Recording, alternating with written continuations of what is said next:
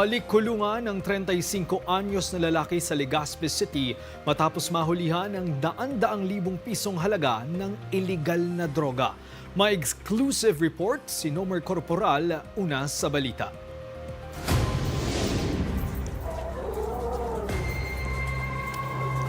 Pasado alas 4 kahapon nang salakay ng tauhan ng PDEA Albay ang bahay na ito sa Barangay Puro, Legazpi City, Albay. Isang bypass operation ang ikinasalaban sa target na sinasabing tulak ng iligal na droga sa lugar. Kinilala siyang si Jomar, isang 35 anyos, walang trabaho at asawa. Nahulihan siya ng 50 gramo ng hininalang shabu na nagkakalaga ng 340,000 pesos. Ayon kay Agent Trinoe Bregel, Provincial Officer ng PDEA Albay, nito lamang buwan ng Nobyembre nang may magpaabot sa kanila ng impormasyon patungkol sa lantarang pagbebenta ng iligal na droga ng suspect. Kasi biruin mo kagabi, bibili lang sana tayo ng konti para sa ating test preparation. Pero ang nangyari, talagang biglaan na nagsabi na kung gusto nyong bumili ngayong araw, ganitong oras, and ganito yung bibili nyo kung kaya nyo. So, pinatulan naman natin. Yan, nahuli.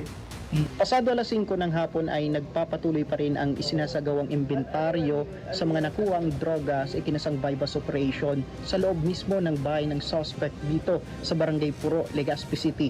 Maliban sa droga, nakuha rin ang 3 lighter at ginamit na budel money. Ayon sa impormasyon, dati na umanong nakulong ang suspect dahil rin sa pagtutulak ng illegal na droga.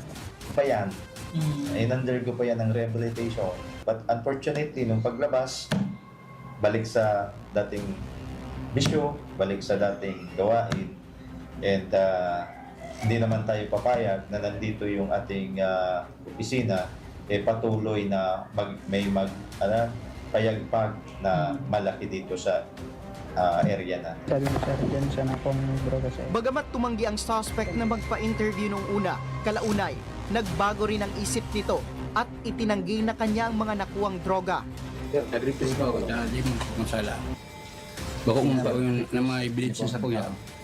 Senda po yan ali, bako man sa kuya.